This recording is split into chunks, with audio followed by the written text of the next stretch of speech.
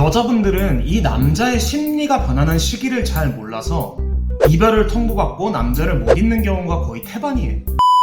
네, 안녕하세요 여러분, 멘탈리안입니다. 오늘은 남자가 가장 바람나기 쉬운 시기와 경우에 대해서 다뤄보겠습니다. 조금 뼈 아프시더라도 끝까지 봐주세요.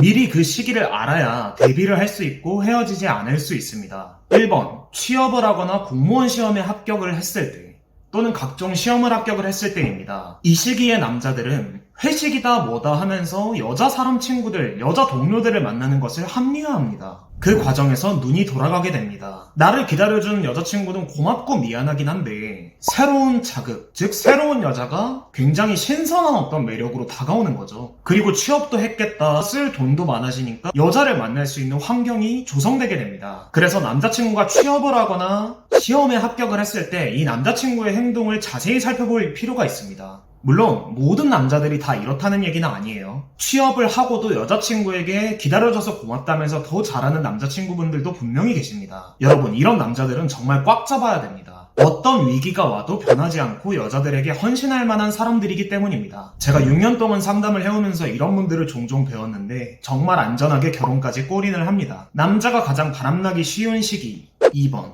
바로 군대 전역입니다. 대다수의 남자들은 전역을 하고 나면 일종의 전역병에 걸리는 경우가 많습니다. 이 전역병이라는 건요, 군대를 제대했다는 것 자체가 엄청나게 자신감을 불러일으키기 때문에 조금 과장을 하면 세상의 모든 여자들을 자기가 다 꼬실 수 있다라는 이상한 자신감이 생기는 것을 뜻합니다. 그러다 보니까 이 시기에 이 여자 저 여자 찔러보는 경우가 굉장히 많아져요. 전역 후에 남자 카톡을 몰래 보면은 여사친들에게 카톡 많이 보내거나 인스타그램 DM을 보내거나 그런 경우가 많아요. 또는 새로운 여자 인스타그램에 좋아요 누르고 댓글 달고 이런 경우들이 굉장히 많습니다. 그래서 이 시기에 조심을 하셔야 돼요. 자, 제가 앞서도 강조드렸지만 모든 남자가 이렇다는 게 아니에요.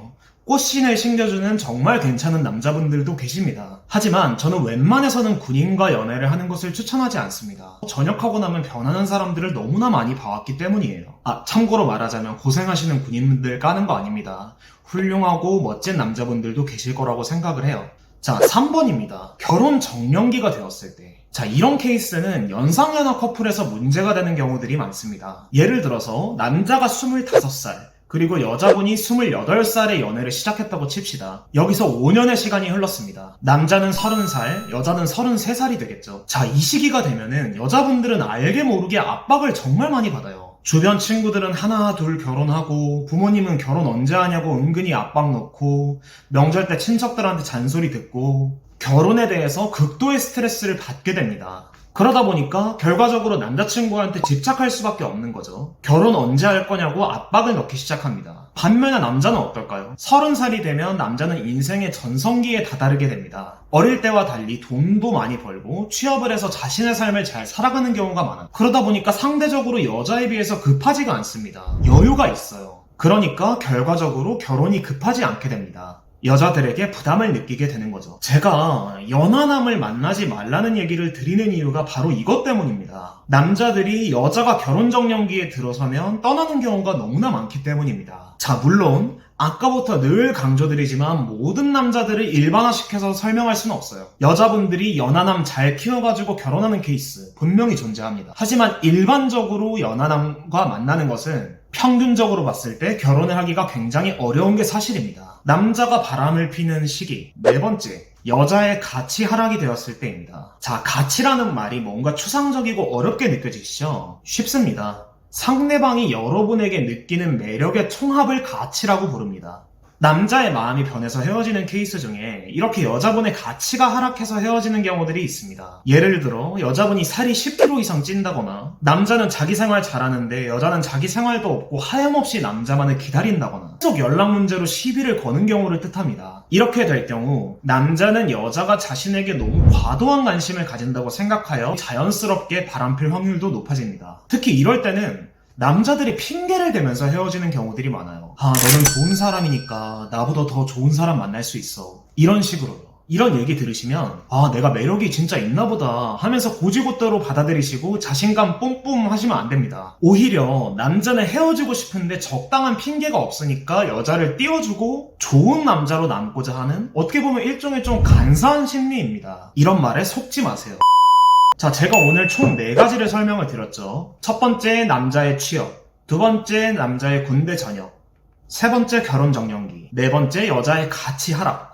자, 이 4가지 중에 가장 중요한 건 4번입니다. 앞서 말씀드렸던 군대 제대, 취업, 그리고 결혼 정년기. 이런 상황적인 거 플러스 여자가 가치를 하락시키고 남자에게 집착하고 저자세를 보이면서 그것들이 모두 겹쳐서 헤어짐이 오는 경우들이 훨씬 더 많습니다. 그래서 여러분들께서 1번, 2번, 3번에 속해 있더라도 자신의 가치를 낮추지 않고 자기 생활을 열심히 하고 그 다음에 남자에게 연락에 대해서 집착하지 않고 당당한 모습을 보인다면 헤어짐을 막을 수 있습니다. 오히려 관계가 망쳐지는 경우는 여자분들이 초조함 때문에 남자에게 집착을 하고 닥달을 하면서 관계가 망가지는 경우입니다. 호랑이 굴에 물려가도 정신만 똑바로 차리면 산다라는 말이 있죠. 마찬가지입니다. 위기 상황이더라도 상대방에게 집착하지 마시고 자기의 생활을 잘 찾아가세요. 자, 어떠셨나요? 오늘 좀 불편한 진실들에 대해서 굉장히 말씀을 많이 드렸는데 이것 때문에 너무 겁먹으실 필요 없습니다. 제가 마지막으로 강조드렸듯이 자신의 주도권만 지킨다면은 이 1, 2, 3, 4번 어떤 경우가 오든 간에 헤어짐 없이 잘 만나실 수 있으시리라고 생각을 합니다. 오늘 영상 보시느라 고생 많으셨습니다. 감사합니다. 멘탈리안이었습니다.